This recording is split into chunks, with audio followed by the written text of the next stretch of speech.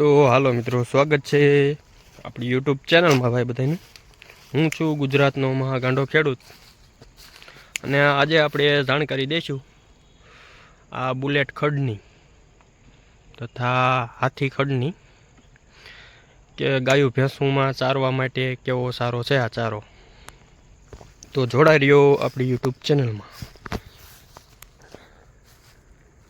તો ભાઈ હું છું ગુજરાતનો મહાગાંડો ખેડૂત અને આજે હું તમને થોડીક ડિટેલ દઈશ। આપણા પાછળ છે હાથી ખડ છે અથવા બુલેટ ખડ કહેવાય એને, એના વિશે જરાક કહું તમને બધાને કે ગાય ભેંસને ચારવા માટે સારામાં સારો આ ચારો છે।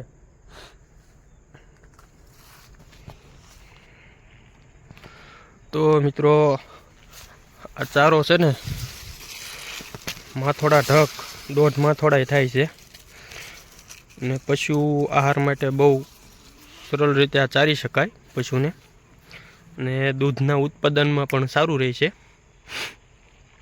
અને આનો વાઢ 6 મહિને આવે છે વાવ્યા પછી। આ જુઓ તમે જોઈ શકો છો, આપણે વાઢી લીધો છે અને વાઢ આવતા મિનિમમ 1.5 મહિના જેવું વાર લાગે। આગળ ફૂટી ગયો છે ચારો।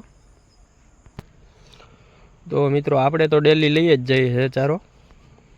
આપણે પશુ છે 6 પશુ છે, કાયમનું એક ટ્રેક્ટર ભરી અને ડેલી સર્વિસ લઈ જઈએ છીએ આપણે।